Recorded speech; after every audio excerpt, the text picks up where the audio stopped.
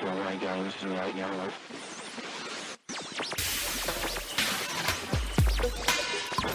Broadcasting live to the world now. It's Sheila Zielinski. Hello, listeners around the globe, and welcome. I am your host, Sheila Zielinski, and you are listening to the very first edition of my new show in 2015, the premier flagship episode. I'm very glad you are tuned in. Today is Monday, January 12th. My guests really need no introduction. Tom Horn and Steve Quayle, welcome to the program today, gentlemen. It's great to have you back on together. Great to be on with you, Sheila, and great to be back with my buddy Steve again. Thank you, Sheila. And again, tonight I think it's an important time because the events that Tom Horn and Chris Putnam spoke about, wrote about, got the world's attention about are now in play. I think it's interesting that the Green Revolution is now basically manifesting itself as the pale horse of the four horsemen of the apocalypse. I don't believe people can even begin to grasp what is taking place before them with the Agenda 21, with all of Tom and Chris Putnam's research on the Vatican, on obviously the Lucifer telescope at Mount Graham, binocular telescope, all the instrumentation. We're being prepared for the announcement, and we've often thought of disclosure as coming from the scientific community or even the military, you know, some kind of war in space filtering through and they have to tell us. But a more insidious thing, I believe, is going to take place. And, excuse me, I asked Tom if he would address that right out of the chute with you on your show today, Sheila, and that's what happens if it is the key lead religious figure in the world who the whole world goes after, announcing that we're not alone, that our space brothers are here, and he produces an alien emissary. Can you imagine what that would look like to the Bible-believing Christians? So, Tom, let's address that. Yeah, it's very interesting. While the world right now is mostly fixated on the fact that the Pope has announced that he's going to visit the United States, he's going to call together the world's religions to get them to agree to a green agenda, preparing a rare encyclical. And it's that encyclical, or one that is to follow it, that may have something to do with what you are talking about. Because I have Catholic friends. As you know, we were even able to get the Pope's astronomer to sit down and talk with us, 5 different interviews. In the work that we did on Vaticano, we got permissions to go up to the top of Mount Graham, where we met with the Jesuits up there. So thankfully, we've been blessed with some of the right people who can put us in touch with some of the right other people, right, and information. And what we're hearing, though, is that there is this encyclical, but something else that Pope Francis is working on that's very intriguing. And what we believe is it's going to accommodate this kind of newly celebrated astrotheology of Rome's top astronomers, their theologians, a lot of the stuff that's in Vaticano, right? Whether this is somehow going to fulfill the Catholic prophecies of the coming man of sin, the seed of Satan, either as an alien serpent savior or as some kind of a deceiver that points mankind to a god of another world. And I would want people that are listening to this program, since Sheila says that it also focuses on prophecy, to understand that the Bible describes both the false prophet, is that Petrus Romanus, is that the final pope, and the Antichrist as having allegiances and endowments that are not from this earth. When they arrive, it describes them as having the ability to call fire down from heaven, for instance, suspected to be the host location of aliens. But the prophet Daniel kind of even gets closer to the grit on this, in that he says their belief system is actually going to honor a strange alien god. So if you read Daniel, the 11th chapter, especially the 38th and 39th verses, he says that the Antichrist, he says, in his estate, he's going to honor the God of forces, and a God whom his fathers knew not shall he honor. And then it says, with pleasant things he will do in the most strongholds with a strange God, whom he shall acknowledge and increase with glory. Well, when you dissect that verse in the Hebrew, and this is good exegesis, I mean, this can be fact-checked with any of the greatest scholars. When you look at that verse in the Hebrew, God of fortresses, that's Baal Shemam, literally the Lord of the atmosphere, of the heavens, of the outer sphere. And then the phrase, a strange God, in the Hebrew can literally be rendered an alien God. So our trip up there to Mount Graham, we ask a lot of questions around that. And it was interesting how we were pointed back to another Jesuit. Many people may understand that Pope Francis is the first Jesuit pope in history. But another famous Jesuit by the name of Malachi Martin, he was an insider of insiders, and he had a lot to say about what was happening on top of Mount Graham and what was happening in the Vatican, and his warnings, by the way, about what might happen if a Jesuit ever seized control of the Vatican. He wrote a book called The Jesuits, The Society of Jesus and the Betrayal of the Roman Catholic Church. And even though as a Jesuit, he had hoped that the things in that book wouldn't happen, exactly what he has predicted has happened, and actually is happening with these recent announcements from the Vatican, in that he said that there was a secret war between the Jesuits and the other priests to take control of the Roman Catholic Church and the Vatican in particular. Just recently, the New York Times published an article in which they said that heads were set to roll in Rome. Priests there are quietly speaking of 7 secret Jesuits who are working as spies for Petrus Romanus, and they want to use the power of Rome and the Vatican for reasons that are not yet clear to them. So is this setting up towards what you're implying, Steve, or is this encyclical? Are the people, the powers that be, being placed into the right positions there in the Vatican to support some kind of extraterrestrial theology? Well, Malachi said that the Jesuits would use the Vatican because it's not like any other Christian denomination. It's got 90 ambassadors parked there on any day at the Vatican City. It's got political relationships with most of the nations of the world. And Malachi said that's why the Jesuits wanted to seize control of the Vatican, so that they could use it as a machine, he said, that would give assistance to the rise of the New World Order. And he very specifically said they would use it to do the things that Pope Francis is doing now, a New World Order based on socialism, Marxism, and that they would work in tandem ultimately with the rise of the Antichrist for the implementation of the objectives of the Antichrist. But the second thing that he talked about is more to your point. So, if Malachi was absolutely correct in his predictions in his book, The Society of Jesus and the Betrayal of the Roman Catholic Church, you have to ask if he was also correct when he talked specifically about what was going on the top of that mountain, Mount Graham, in Arizona. It's about an hour away from Tucson, where the Vatican has an advanced telescope, and there's an observatory group that literally forced their way onto the top of that mountain. We tell the whole story about that in the book, in Vaticano, how the Apache Indians, the other Indian tribes, sued them in federal court, tried to stop them, and actually took an act of Congress to overturn what both the environmentalists and the Indians there were trying to do so that they could get up on that mountain. But when Art Bell, some years ago, on Coast to Coast AM, was interviewing Malachi Martin, and he asked him very specifically, he said, "Father, why did the Vatican force themselves onto the top of that mountain in Arizona, and why are they so heavily invested in the study of deep space?"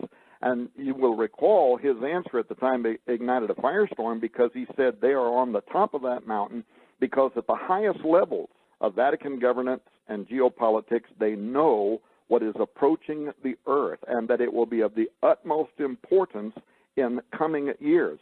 And he even put a decade timeline on his prediction. And what's astonishing then is if you look a decade later, actually almost to the date a decade later, in 2009, what happens? All of a sudden, the Vatican starts doing something the Vatican's never done before. They call for an astrobiology study week. They have the Pontifical Academy of Sciences, which, by the way, Francis just met with in secret this week. Is that a prelude to something that's coming up in either this or the next encyclical?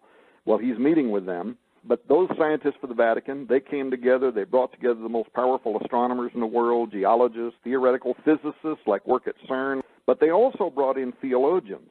And that whole week, they started discussing what they've never stopped discussing since, and that is, what would the impact on faith be, on religion be, given the disclosure or the discovery of advanced extraterrestrial intelligence in the universe? If we suddenly do what Steve Quayle has just asked, and tomorrow morning we wake up and all of a sudden it's on every major news station.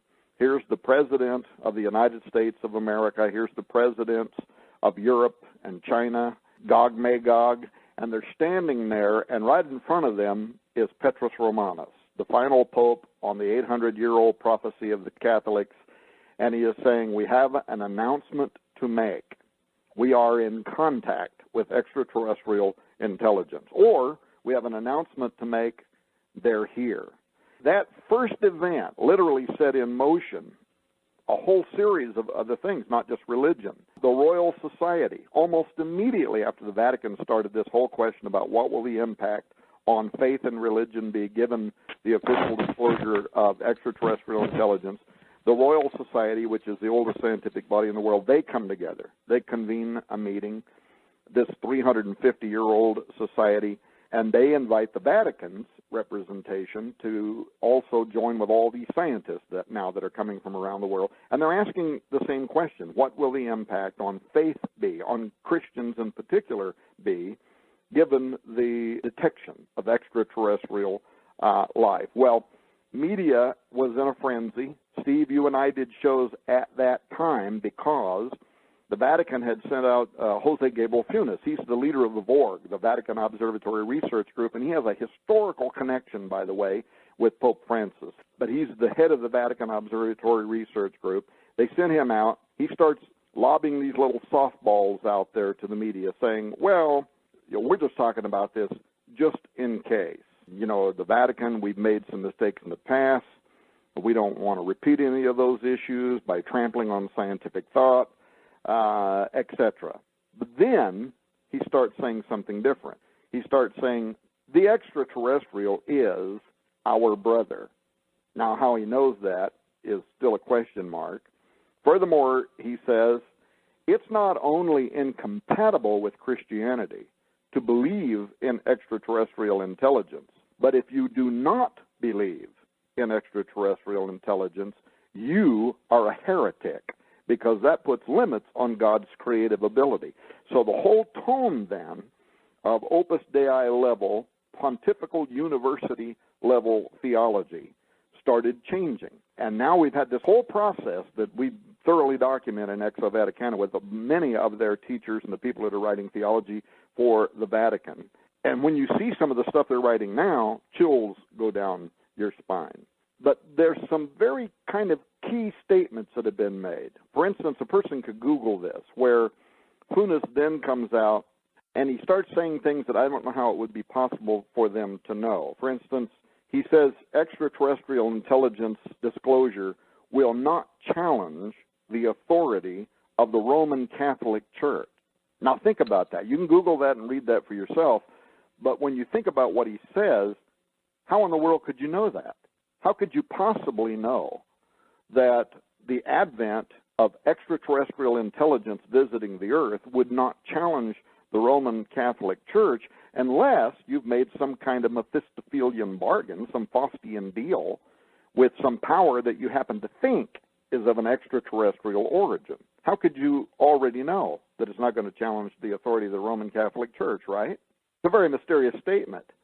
But then maybe he knew something more than he was admitting. Recall that Monsignor Corrado Balducci, who died under very mysterious circumstances, he was the official spokesperson for the Vatican on the subject of UFOs and aliens. He was an exorcist. He was no Johnny-come-lately. He was a theologian. He was a personal friend of the Pope.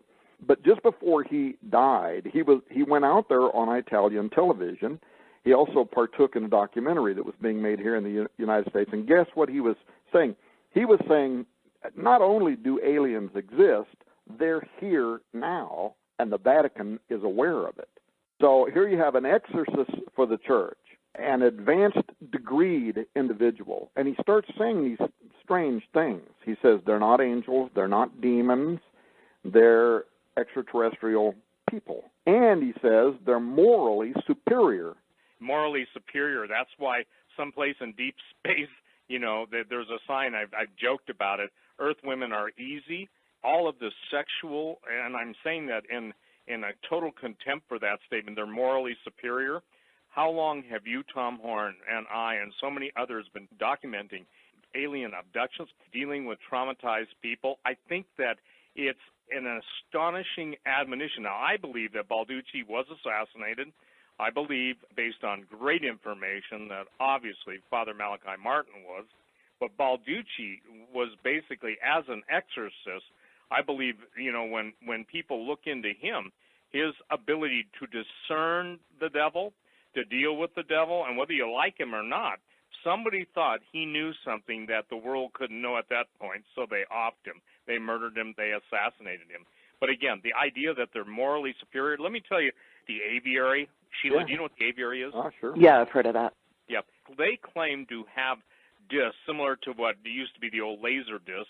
Some people say it's similar to the Dropa, D-R-O-P-A stones. Again, people can do an internet search on that. But they claim that they have proof that the aliens created Jesus, and it's all basically videotaped on the aliens' record-keeping medium, and that they intend to play that at the appropriate time. We did a talk radio program years ago on that, did we not? I think we did, but it's been like a decade ago. Well, the point being is this is a group of very elite individuals that have already come into contact with these beings. And so it's going to be interesting, Sheila, the fact that the deception is going to be so great. And we think we've seen great deception. We've only seen the beginning of it. But what's playing out now, that it's not the staircase to heaven, it's a spiral staircase to hell. And I think that what Malachi Martin was talking about, and obviously the Windswept House, the Keys to His Blood, all the different books that he wrote, it's fascinating that he made the statement that Satan is enthroned in the Vatican. Absolutely right, and you said something about a staircase to heaven or a staircase to hell. I think that was something else that he understood about Mount Graham and never got a chance to write about. Malachi was working on what he said was going to be his most explosive book when all of a sudden somebody pulled his feet out from under him in his own house and he fell down a stairway, went into a coma, and later died. That's something, when he came out of that coma momentarily, he told one of his priest friends that something or somebody had pulled his feet out from under him, and he fell down the stairway and went into a coma. And then what happened? He wakes up out of the coma, but who are his visitors? Is he being protected by police protection? I don't know what's happening. All of a sudden, he dies. His buddy just before that, Kunz, you remember, he was also a conservative Catholic. He was warning about the danger of the Jesuits invading the Vatican. What happens to him? He doesn't fall down no staircase. He's found with his throat slit from ear to ear. And satanic sacrifices were found not too far from the church that he pastored that were eerily similar to the ones described by Malachi Martin and those satanic rituals in his book. So there was definitely something that was going on there, and the purpose of it was to close the mouth of those men that were warning about who it was that wanted to take over the Vatican and what they intended to do and how they intended to use the Vatican as a vehicle for the emergence of the new world order. But back to that question about the staircase to heaven or hell, that was one of the things that Chris Putnam and I were amazed to discover when we come down off of Mount Graham. So we go up to Mount Graham. In the back of our mind is Malachi Martin. Malachi Martin says that they're using the Vatican's advanced technology telescope on the top of that mountain to watch something, to monitor something, he said, that is approaching the earth, and that it would be of the utmost importance in the coming years. So we go up there. We ask the different Jesuits that are on the top of that mountain, and we record some of the stuff that they told us inside of our book. We go from there up to the large binocular telescope that's also part of that observatory group on the top of that mountain, where the Lucifer device is. And we get unprecedented access. The technician was the top technician for the large binocular telescope, the LBT, and he spent the day with us, hours. And we have video film of us going up and down all 7 floors of that amazing device. In fact, there were some French astronomers who were there at the time, and they were making some adjustments on the large binocular telescope. It's the largest telescope of its kind in the world. But again, when we went on the top of that mountain, we had thought that the Native American Indians at the bottom of the mountain, that they had fought the Vatican and NASA and the Arizona State University to keep them from going on the top of that mountain. We thought that was true because they considered it holy ground. And then what we found out was that was not the case, that the indigenous people, the Apaches especially, they opposed the Vatican going on to the top of that mountain because they believe that mountain is a stargate. It's that stairway you're talking about to heaven or hell. And Based on that, by the way, Chris Putnam and I are going back, if we can. And this is something that you and I will also do some work together on. We have upcoming programs on both your television program that's going to be launched, also the Skywatch television. And by the way, Tom, Sheila has seen the same interview that you saw. I wanted her to have it. And then just to bring everybody up to speed, Timothy Alberino is looking at joining Chris Putnam. And Tom, unknowns to either one of us, is how the Lord was directing us. And I want to share something, Sheila. This will blow your mind. Do you remember what I said? I said, it's really weird, Tom, when we go on radio shows together, it's like a time lock, and instantly it seems like information starts to pour forth from that time on. Well, listen to this, Sheila. I get a call from a military former special operations guy, and he said, Steve, I just got a call from a friend of mine who's in the world of black ops. He's on his way up into the high Canadian frontier, if you will, and he said that a Stargate portal had opened up. The guy had photographs. Obviously, I don't get access to them. If I do, everybody gets access to them, but I don't have access to them. He said this guy was so frightened. He said to my friend, he said, I've seen battle, I've seen the worst of things, and I've seen horrors beyond description. But he said, but what I saw opening up, and he said, I can only describe it as a non-religious man, a literal gateway to hell. And he said, 12-foot winged creatures, Sheila. And guess what? That happened yesterday. So how's this? A day later, I get a call, and the very subject matter that we're talking about, portals, stargates, Jacob's Ladder, if you will, the events are literally, pun intended, opening up and opening upon us. So saying all that, it is a given fact of all the people that I've interviewed over the years that I guess you say I've had a Joseph's ministry / Watchman's ministry, I have never been able to refute from one independent source to another the fact that the aliens are already here. They already have their ambassadors. And everybody used to think that was the stuff of, the National Enquirer, the crazy stuff.